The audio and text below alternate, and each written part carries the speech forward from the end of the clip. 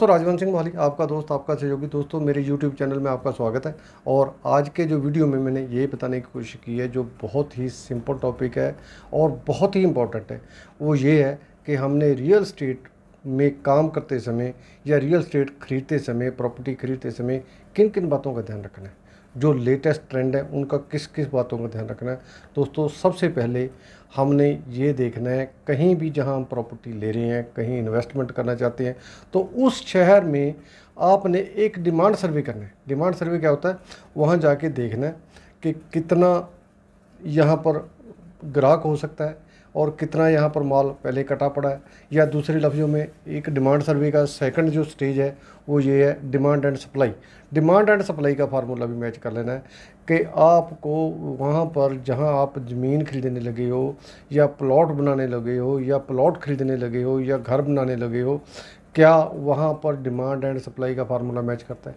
यदि मैच करता है, मतलब कितना मैच करता है, नहीं मैच करता तो कहाँ प्रॉब्लम है। आपकी प्रॉपर्टी जो बिकेगी तो कैसे बिकेगी, क्यों बिकेगी, क्या आप जो पहले लोगों ने, जो पहले बिल्डर्स ने कुछ काम किया हुआ है, क्या आप उससे कुछ अलग कर रहे हो। यदि नहीं, अलग नहीं कर रहे तो जैसे वो उनका माल फंसा पड़ा होगा तो आपका माल भी फंस सकता है। सो आपने इन बातों का ध्यान रखना है।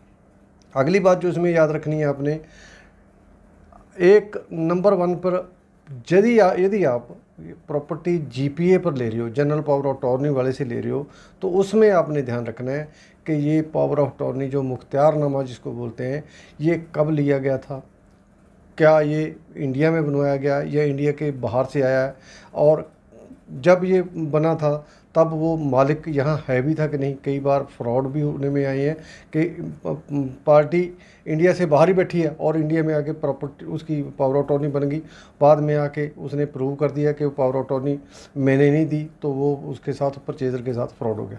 ऐसी मेरी वीडियो पड़ी है प्रॉपर्टी फ्रॉड में, तो आप उसको भी देख सकते हो। सो उसके आगे फिर आपने क्या देखना दोस्तों, यदि आप प्रॉपर्टी में ही डील कर रहे हो तो आपको फिर 20,000 रुपये कैश से ज़्यादा नहीं आप दे सकते। जितनी 20,000 से ज़्यादा ट्रांजैक्शन होगी वो आपको बैंक के थ्रू, चेक के थ्रू, ड्राफ्ट के थ्रू, नेफ्ट के थ्रू, ये इसके आरटीजीएस के थ्रू देनी पड़ेगी। अदरवाइज़ आप 20,000 रुपये से ज़्यादा कैश नहीं दे सकते।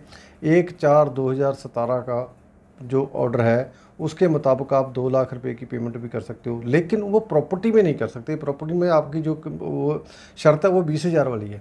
वो 2 लाख रुपए आप कहीं आपने पत्थर ले लिया, कहीं आपने ईंटें ले ली, या कहीं आपने और कोई बिल्डिंग मटेरियल ले लिया, या कंप्यूटर खरीद लिया, कुछ भी खरीद लिया, वहाँ तो आप 2 लाख रुपये तक कैश दे सकते हो। लेकिन प्रॉपर्टी ट्रांजेक्शन में आप 2 लाख से ज़्यादा कैश नहीं दे सकते। उसके बाद रेरा आ गया। रेरा में आपने प्रॉपर्टी बेचनी है, बेचने के लिए लेनी है, तो भी आपको रेरा से अप्रूव करानी पड़ेगी। यदि आप किसी अप्रूव्ड बिल्डर से ले रहे हो तो आपको ये देखना पड़ेगा कि वो ये रेरा में रजिस्टर्ड है या नहीं है। यदि रेरा में रजिस्टर्ड नहीं है तो कौन से गवर्नमेंट एजेंसी में ये रजिस्टर्ड है। सो आपने इन बातों का भी ध्यान रखना है। उसके बाद जो है डीमोनेटाइजेशन के बाद मतलब प्रॉपर्टी पे फ़र्क पड़ा है, प्रॉपर्टी की सेल परचेज पे फ़र्क पड़ा है, उसका भी आपने ध्यान रखना है। उसके बाद आम तौर पर जो देखा गया है कलेक्टर रेट और दूसरा रेट, मतलब जिस रेट पे आपका सौदा हुआ हो और कलेक्टर रेट उससे कम ज़्यादा होते हैं, तो उस बात का भी आपने ध्यान रखना है कि उसको कैसे आपने मैनेज करना है।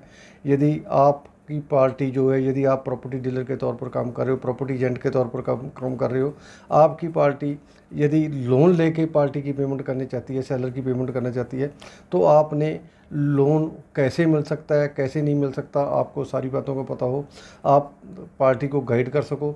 ये ना हो कि पार्टी कहीं किसी मुगालते में रह जाए, किसी गलती में रह जाए, गलतफहमी में रह के उसका लोन ना हो और आपकी डील टूट जाए और उसका बयाना वगैरह जो अमाउंट है, एडवांस अमाउंट है जो दी हुई है, अर्नेस्ट मनी जो दी हुई है, वो कहीं उसकी डूब ना जाए।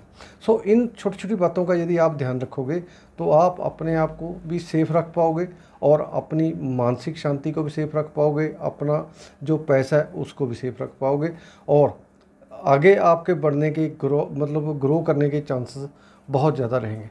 सो दोस्तों जिन दोस्तों ने चैनल सब्सक्राइब नहीं किया, चैनल सब्सक्राइब करके घंटी वाला बटन दबा दो। वीडियो अच्छी लगे इसको लाइक करके शेयर कर देना, और आपका कोई क्वेश्चन हो तो कमेंट बॉक्स में आ सकते हो। मिलता हूँ जल्दी एक नए टॉपिक के साथ, तब तक आप अपना ध्यान रखो। Thank you very much.